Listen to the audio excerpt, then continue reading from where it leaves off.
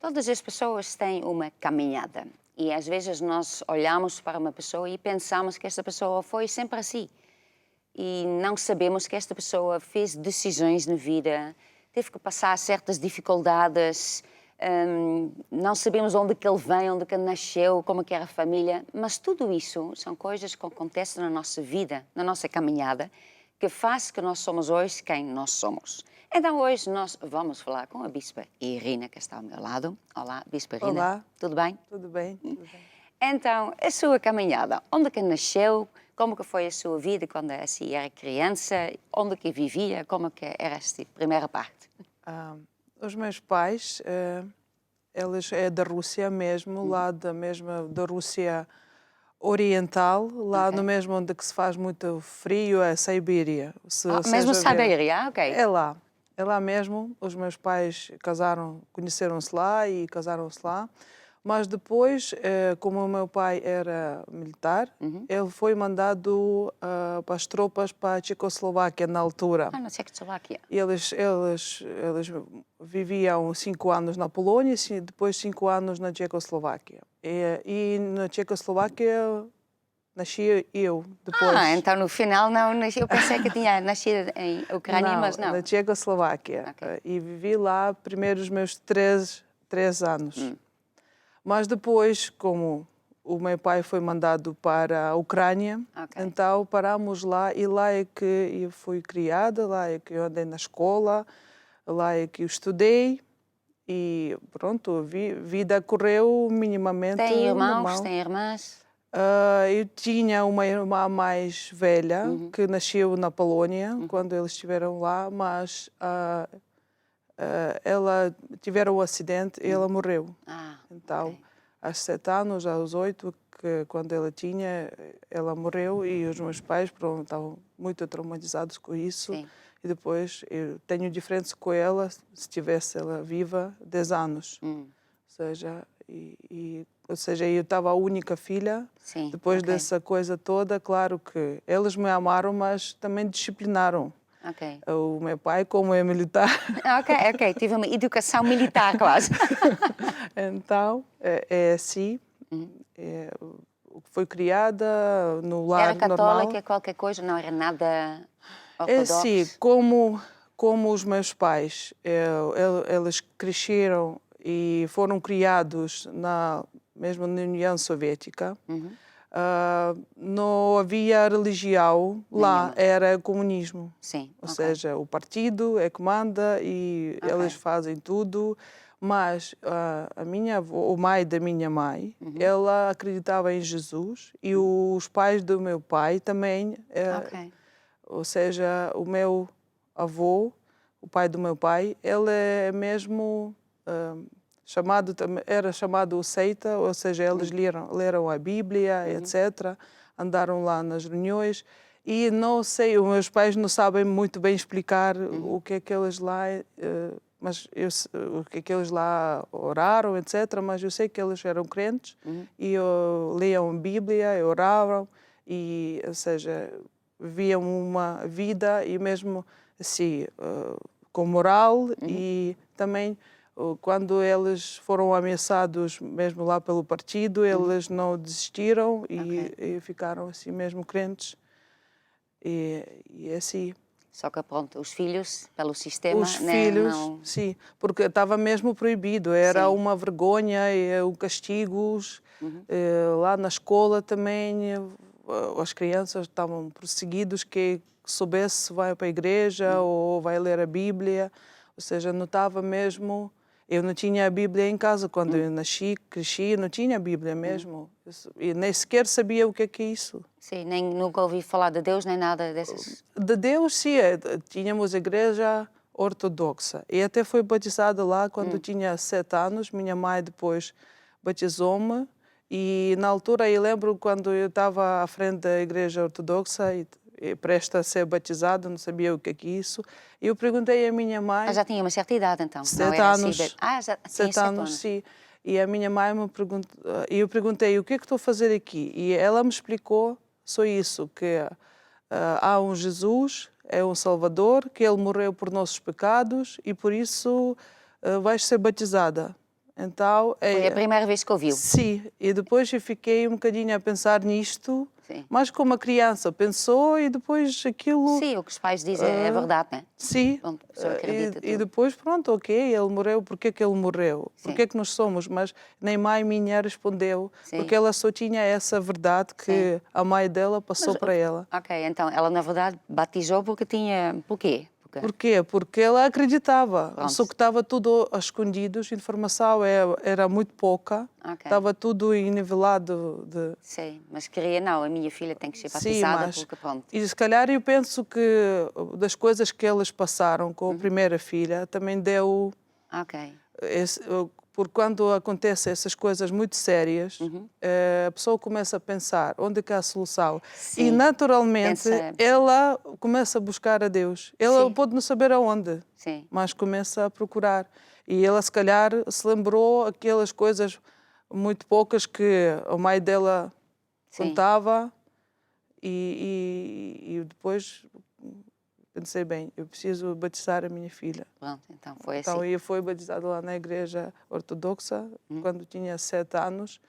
Depois, não, vivi, cresci na escola, não havia nada assim especial, ninguém falou de Deus, nem coisa alguma.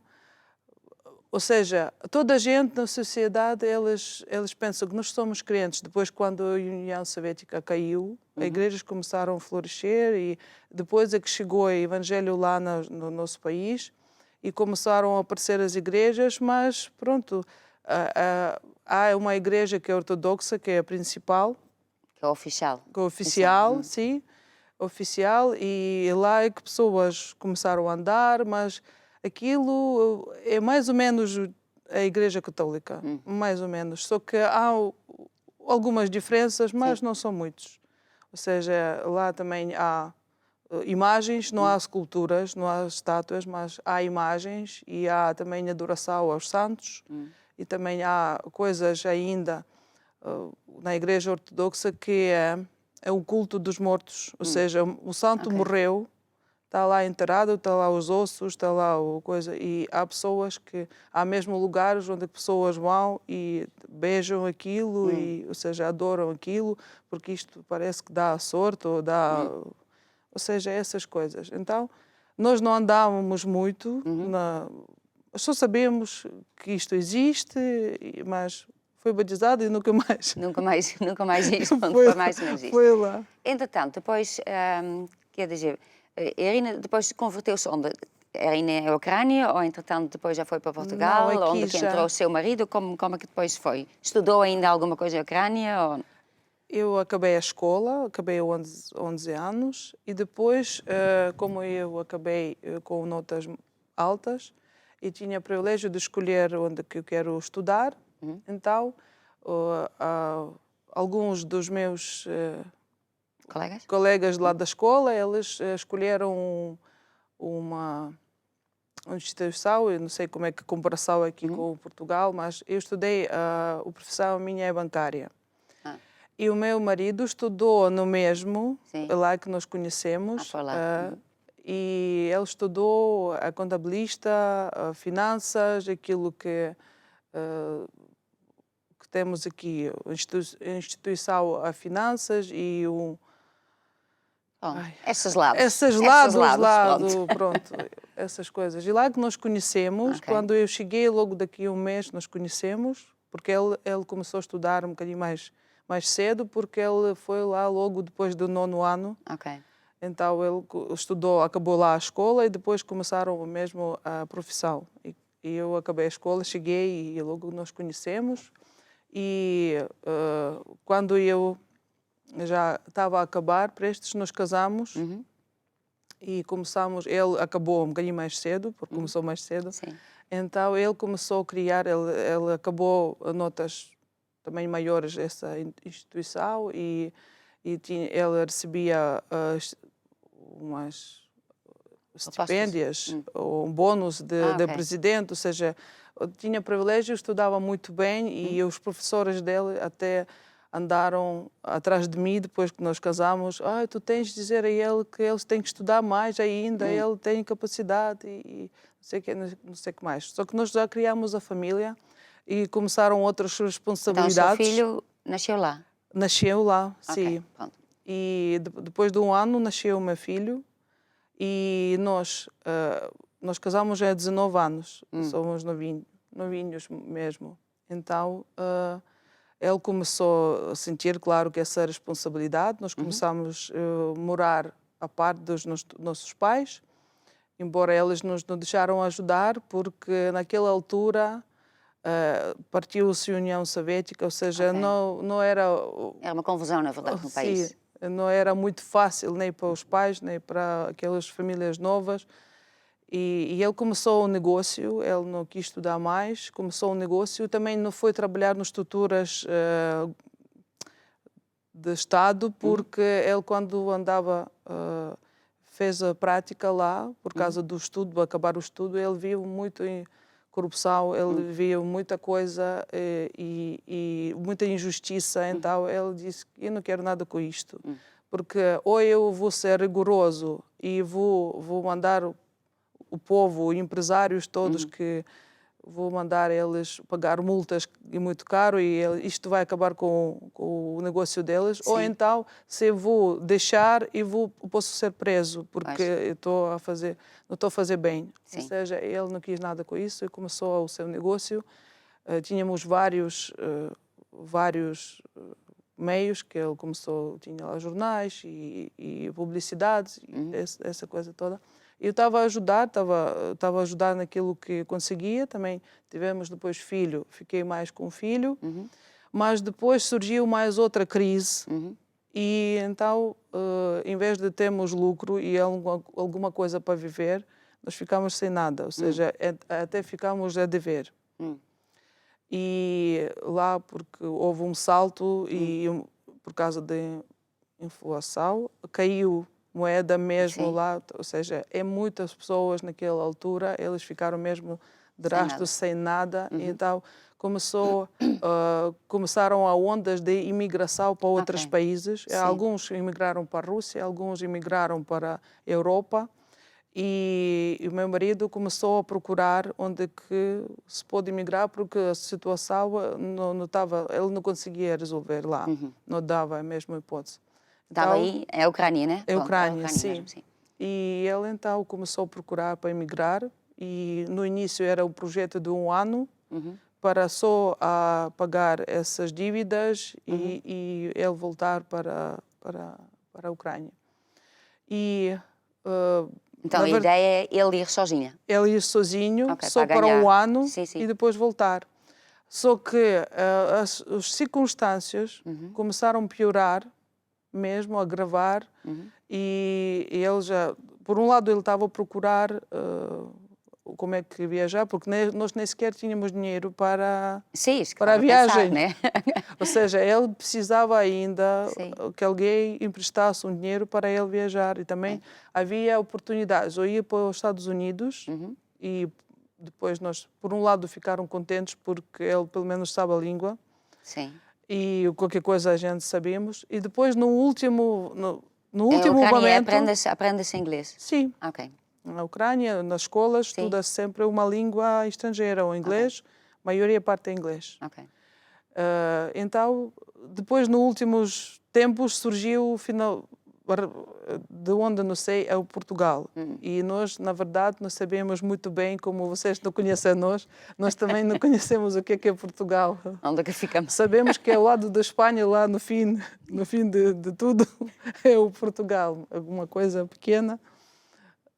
Então começamos a procurar onde aqui está, mas claro, o português não sabemos, não sabíamos falar na língua, então ele praticamente ia para desconhecido. Mas tinha alguns amigos ou conhecidos aqui? Ou... Nada, ninguém. Ninguém. Mas antes dele partir, aconteceu uma coisa. Quando as coisas começaram a agravar, é como eu estava a falar por causa da minha mãe. a pessoa começa a sentir no coração, Há mais do que isso, né?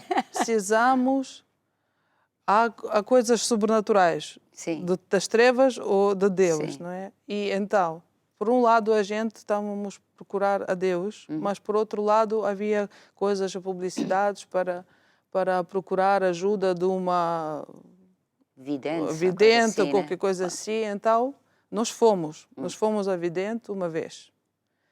Então, e ela falou lá não sei o quê, que precisa trazer isto, depois ir à meia-noite lá não sei aonde. Então o meu marido saiu, eu não vou fazer nada disto, eu não gosto nada disto, então não vamos lá mais nunca.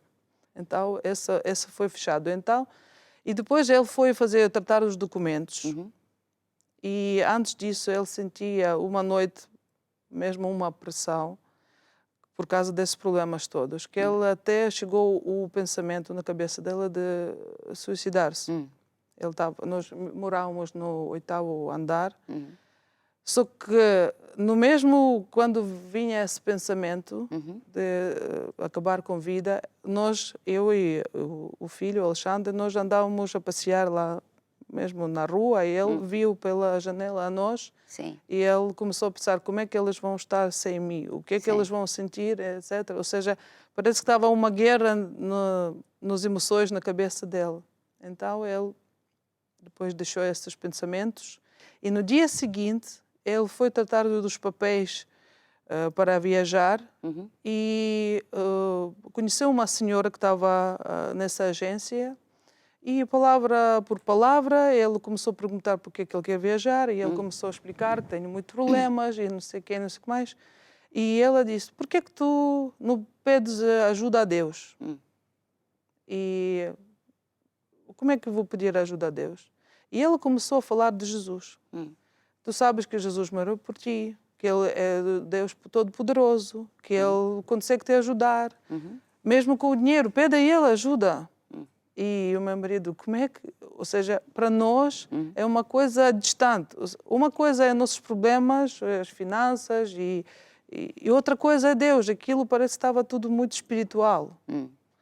Então, ele não conseguia discernir como é que Deus, que só trata da nossa alma, que só trata dos nossos sentimentos, tem o seu, sim, está tudo certo, os nossos pecados, Ele perdoa e nós andamos minimamente, mas como é que Ele ajuda com o dinheiro? Ou seja, isso estava muito estranho, mas essa palavra parece que ficou no coração dele. Então, quando ele saiu desse escritório e pelo caminho de casa, ele começou a pedir perdão a Deus e começou a pedir ajuda, porque essa palavra entrou.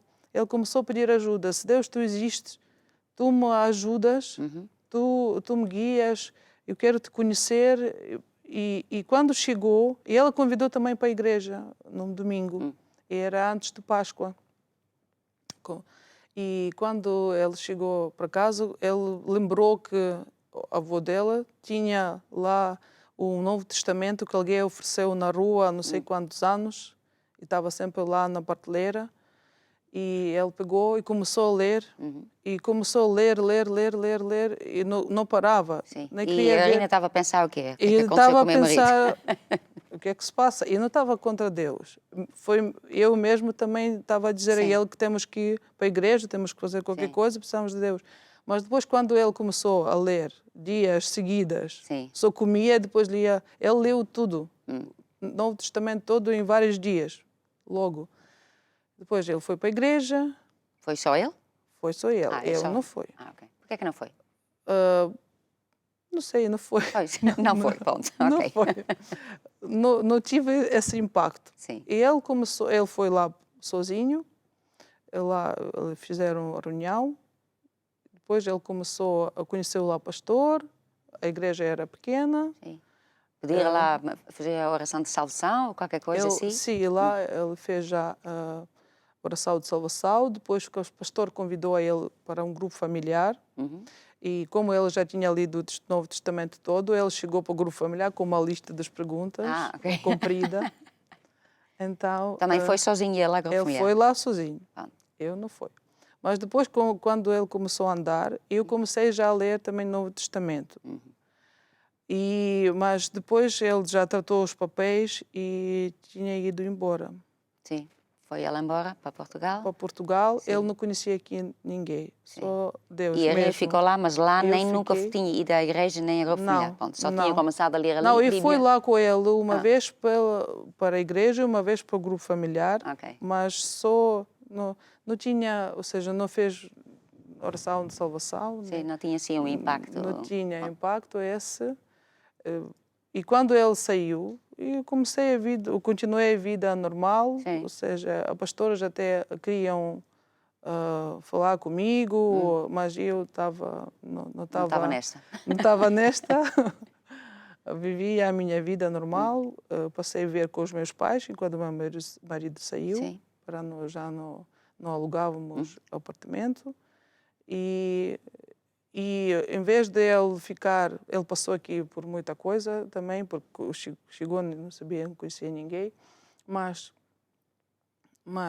eu também lá passei por muita coisa. Em vez de ser um ano só ele voltar, no início passou muitos meses até que eu recebi alguma notícia dele. Ficou meses sem ouvir dele. Porque sim, ou seja, 3 meses eu nem sequer só recebi, depois só uma telefonema que ele chegou. E depois de 3 meses eu recebi uma carta comprida, com 30 folhas por aí. Pois isto era antes do e-mail, né? Antes não havia e-mails, não havia celulares, não havia nada. E mesmo quando eu cheguei já, depois de 3 anos, Sim. estava muita pouca coisa, ou seja, não havia internet, nem Sim. celulares, só aqueles grandalhões e só poucos. E mesmo para telefonar para a Ucrânia estava muito caro. Sim. Então, ele também ligava muito poucas vezes e demorou aqui 3 anos sem nos vermos.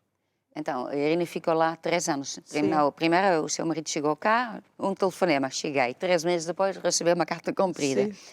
Entretanto, então foi ficando cá, né? Passando para coisas. E a Irene ficou lá, pronto, meio à espera, ou estava dizendo, não, é mais um ano, ou já está quase, ou... Eu estava à espera, mas depois, claro que comecei a estudar depois costureira, depois comecei a estudar, andar na ginástica também, comecei, eu não trabalhei esses 3 anos lá. Depois ele começou, porque no início ele nem sequer começava a mandar o dinheiro, e também fiquei com esses problemas todos, porque ele saiu, mas aqueles creditores... ficar lá, né? Sim, eles me procuraram, ou seja, havia essas chatices todas. Sim. E também estava muito complicado esse tempo. E claro que, como o nosso casamento também era muito novo, Sim. e depois ele saiu para 3 anos, estava muito complicado também. Os meus pais, então, os meus pais tinham 2 filhas, eu e o meu filho. Sim. Então, mais ou menos é assim que nós vivíamos.